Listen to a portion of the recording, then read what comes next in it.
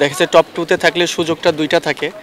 এখন পুরো নকআউটে চলে আসছি। এটা আসলে ডু অর ডাই। লাস্ট 2 বছরে যেটা হয়েছে সেটা ব্রেক করতে চাই, যে ইনশাল্লাহ আমরা ফাইনালে যেতে চাই। ক্যাপ্টেন যদি আপনাকে সাহস করে যদি বলে যে তুই পারবি, দেন আপনি অবশ্যই মোটিভেশন হয়, তো ভিতর থেকে আরও ফিলটা ভালো হয় আর কি। নিজেকে মোটিভেশনও যদি করা দরকার হয় তার কাছ থেকে করি। হ্যাঁ, যেহেতু এখানে আমরা থাকতে পারলে ভালো হতো, যখন এখন নাই তখন তো আমাদের চ্যালেঞ্জিংটা আরও বেশি।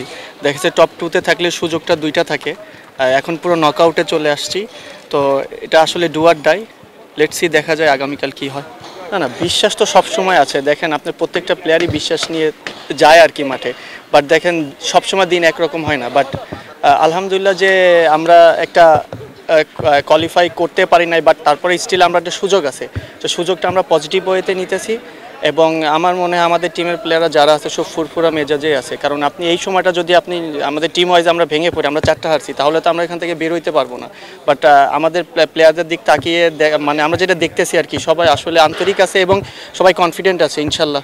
অ্যাকচুয়ালি দেখেন কি আসতেছে না আসতেছে অ্যাকচুয়ালি আমার কোনো আইডিয়া নেই। বাট আমি বিলিভ করি যে এই লাস্ট 2টা বছর আমরা রংপুরে কোয়ালিফাই 3 নাম্বার হয়েছে, আমরা ফাইনালে উঠতে পারি নাই।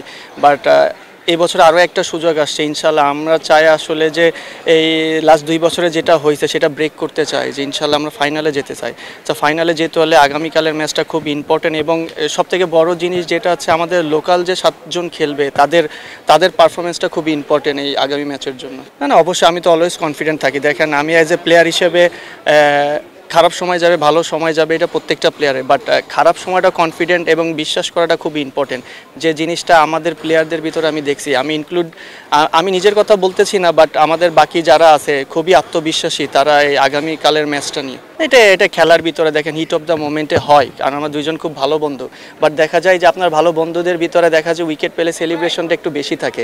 এটা যখন আপনি স্কুল লাইফেও থাকেন, স্কুল লাইফে ক্রিকেট খেলেন, তখনও কিন্তু এমন জিনিসটা হয় এরকম। বাট ইনফিল্ড এবং আউটফিল্ডের ভিতর পার্থক্য আছে আমাদের ভিতরে। এলিমিনেটর ম্যাচও নিশ্চয়ই চলবে না, এরকম জাস্ট মজা করে আমরা করছি আর কি। চাই না যে একটা জিনিস করে দেখা যায় অনেকেই ট্রোল করে ফেলছে এই জিনিসটা নিয়ে, বাট এই জিনিসটা অনেক খারাপ হয়ে গেছে। বাট আমরা এনজয় করছি। বাট যেহেতু আমরা যুদ্ধক্ষেত্রে যাব, কেউ কাউকে ছাড় দিব না।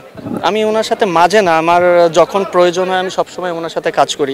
যখন আমি ফিল করি যে ওনার সাথে আমার কাজ করলে আমার জিনিসটা আরও ভালো হবে, আমি তখন ইনস্ট্যান্ট তার সাথে কথা বলে সে যদি ফ্রি থাকে তখন কাজ করি। যে আমার সেটা ব্যাটিং হতে পারে, বোলিং হতে পারে, স্টিল আমি নিজেকে মোটিভেশনও যদি করা দরকার হয় তার কাছ থেকে করি। প্ল্যান তো এটা প্রত্যেক প্লেয়ারই করে, বাট দিন শেষে আপনার যে ক্যাপ্টেন থাকে তারও ট্রাস্টটা খুব ইম্পর্টেন্ট। আপনি ক্যাপ্টেন যদি প্লেয়ারের উপরে ট্রাস্ট না করে, তো আপনি বিশ্বাসটা তৈরি করতে পারবেন না। এটা ক্যাপ্টেনের উপর ডিপেন্ড করে। ক্যাপ্টেন যদি আপনাকে সাহস করে যদি বলে যে তুই পারবি, দেন আপনি অবশ্যই মোটিভেশন হয়, তো ভিতর থেকে আরও ফিলটা ভালো হয় আর কি।